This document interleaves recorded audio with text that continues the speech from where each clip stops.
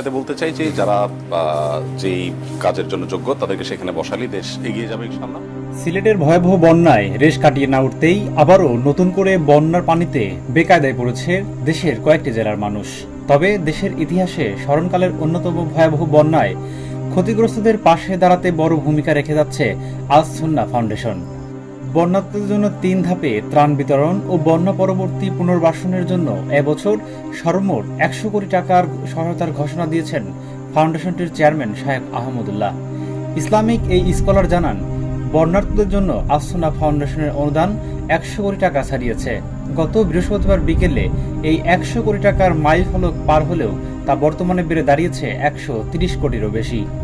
তিনি বলেন, মানুষের অনুদান ও দান করতে এখন কোনো প্রশ্নের মুখে পড়তে হচ্ছে না। একটা সময় ছিল যখন মানুষ কোনো দান করলে কেন এখানে টাকা দেওয়া হলো এই প্রশ্নের মুখে পড়তে হতো, কিন্তু সেই ভয়টা না থাকায় এখানে অনুদানের পরিমাণটা অনেক বেড়েছে।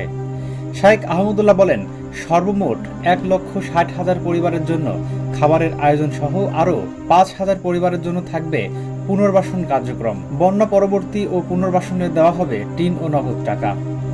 তবে এক সাক্ষাৎকারে আল সুন্নাহ ফাউন্ডেশনের চেয়ারম্যান শায়েখ আহমদুল্লাহ জানিয়েছেন, এর থেকে বড় দায়িত্বের জন্য প্রস্তুতি গ্রহণ করছেন তিনি। এদিকে শায়েখ আহমদুল্লাহ এক ফেসবুক পোস্টে লেখেন, আল সুন্নাহ ফাউন্ডেশনের বন্যা তহবিলে অনুদান পাঠানোর শেষ সময় আগামী মঙ্গলবার রাত 12টা। এরপর বন্যা তহবিলের টাকা না পাঠানোর জন্য বিনীতভাবে অনুরোধ করা হচ্ছে।